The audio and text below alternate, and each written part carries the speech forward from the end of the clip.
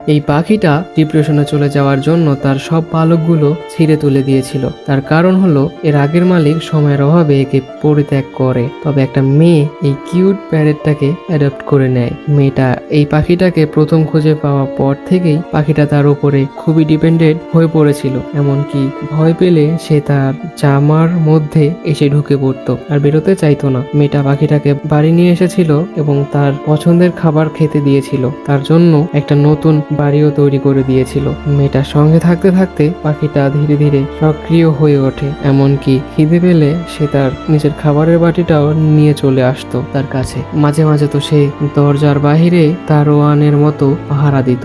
ধীরে ধীরে পাখিটা তার পুরনো মনের কষ্টগুলোকে ভুলে যেতে থাকে। তাই মেয়েটার আদর যত্নের জন্য পাখিটার আবার নতুন করে পালক গজায়। আশ্চর্য রকম ভাবে মেয়েটা আগে কখনো ভাবেনি যে পাখিটা এত সুন্দর হবে। আপনি একবার ভাবুন তো, এত সুন্দর পাখিটাকে কি কেউ বাড়ি থেকে বাহিরে বের করে দিতে পারে?